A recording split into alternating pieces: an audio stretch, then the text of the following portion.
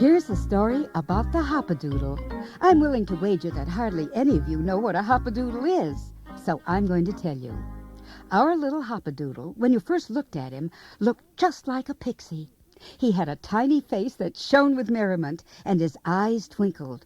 He wasn't much bigger than a rabbit. In fact, when you looked at him twice, he looked something like a rabbit. So, if you can imagine a little creature that looked like a pixie and a rabbit combined, you know just what the Hopper Doodle was like. The reason he was called a Hopper Doodle was this. He never stood still more than 2 minutes at a time. When he was serious, he was quiet, but he was hardly ever serious. He jumped about, back and forth, in and out, around and about, and his favorite pastime was playing hopscotch with a piece of silver glass that he found in the forest. The Hopper Doodle always liked to think that it was a piece of star that had fallen down to earth. The Hopper Doodle lived somewhere in the forest, but where nobody knew. If anyone ever called the Hopper Doodle or wished he were there, he'd suddenly be there. How? No one knew. Truly, he was a strange little fellow, but even if the people knew nothing about him, they loved him very much. This morning, the sun shone brightly through the branches of the trees in the forest, and the Hopper Doodle stopped before the clearing in front of the old oak tree. I might as well play a little hopscotch this morning until something a little more exciting happens. Let me see now, did I bring my star to play with? The Hopper Doodle murmured to himself. Can't play without my star to throw in the squares. The Hopper Doodle reached into his pocket anxiously, but his face cleared and his eyes twinkled merrily as he drew out the piece of silver glass. He polished it with his sleeve until it shone. Now I'll see what kind of hopscotch I play this morning. I've been slipping a little lately. The Hopper Doodle threw the glass into the square and played hopscotch very energetically. He hopped so fast all you could see, that is, if you had been there, was just a blur. As the Hopper Doodle was playing hopscotch, he stopped suddenly and his face became very serious. He cocked his head to one side and listened. Bless my soul, he muttered to himself. Is that the wind blowing, or is it... He picked up his piece of silver glass, tucked it away in his pocket, and hopped closer to the thicket. Why, it is too. It's somebody crying. Bless my turned-up nose. I can't stand for anyone's crying or being unhappy. I'll have to look into this immediately. Can't have anything like this around me. No, sir, no, sir. The Hopper Doodle hopped through the forest. He hopped so fast it almost looked as though he didn't even touch the ground. It seems to be coming from that direction, he said, as he stopped for a fraction of a second to listen. I can't imagine who can be so unhappy on a magnificent day like this. Sounds like a little girl to me, although I can't be sure. But the Hopper Doodle was right. It was a little girl. The little Hopper Doodle hopped so fast in the right direction that it didn't take long to reach her. Well, well, well, what's this? Cried the Hopper Doodle in dismay as he stopped right in front of the little girl's nose. The little girl stopped her sobbing for a minute and looked at the little creature curiously. After studying him for a few minutes, she remembered what she was crying about, and she continued to sob anew. Come, come, you can't cry like this without my knowing why. Perhaps you have nothing at all to cry about and just think you have. I'm Hopper Doodle, but you can call me Hoppy. Hey, tell me, you never know, perhaps I can help you. Oh, no, you can't help me, Hoppy. Nobody can, sobbed the girl. Well, just try me. Only tell me what it is. The child wiped away some of her tears, but her eyes were just as red. I don't know who you are, Hopper Doodle, but you'd cry too if you were I. Perhaps I wouldn't, smiled back the Hopper Doodle.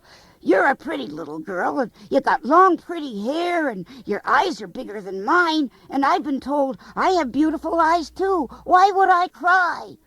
Well, I chased a butterfly into the woods. The prettiest I've ever seen, and I couldn't catch it. I couldn't get anywhere near it. You ought to be ashamed of yourself, crying because you couldn't catch a butterfly. It's not only that. It's because I couldn't run fast enough for anything. I couldn't even play tag with my friends or run races because I tripped and I hurt my leg. And that's why I couldn't catch the butterfly. And that's why I'm crying. As soon as the girl finished her story, tears rolled again down her cheeks, and she wept louder than before. The Hoppadoodle shook his head. Oh, this won't do at all. Of course it's sad, but you don't have to cry about it, because you don't have to hurt if you don't want to. Can you help me? Wouldn't you cry if you were I? No, I wouldn't, little girl. I'd do something to help myself. But what could I do? Could I really do something so that my leg wouldn't hurt anymore? I know you can, because I've seen it done. You can do anything you really want to do, and I can show you if you want me to. Would you like me to try?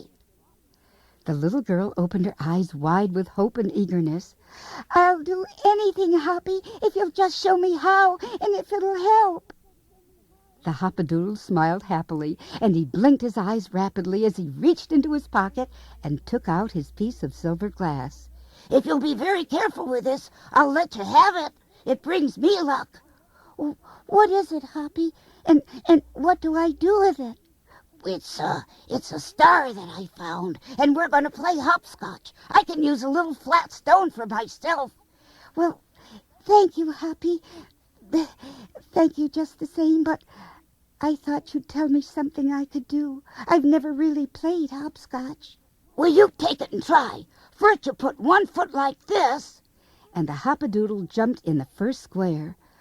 But I can't, Hoppy. Try, insisted the Hoppadoodle. The little girl threw the star into the first square, and then ever so carefully and timidly she hopped on one foot. Hooray! I made it, Hoppy! The Hoppadoodle nodded encouragingly. That's fine. Now, change feet and hop into this square here. Throw the star into the square first, and don't for 1 minute think you can't. Quick now! The little girl threw the piece of broken star into the square and hopped on the second foot.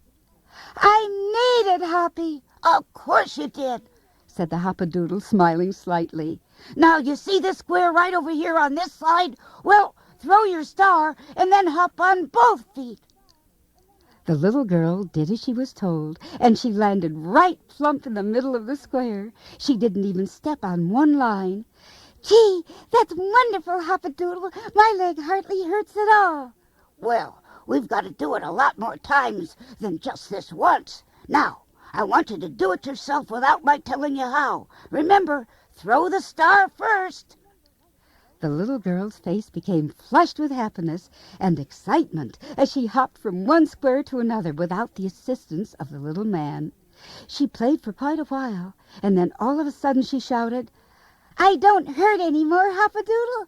Playing hopscotch made my leg better. You were right in saying that I could walk if I wanted to. Hoppy? Hoppy? The girl looked around, but the Hoppadoodle was gone.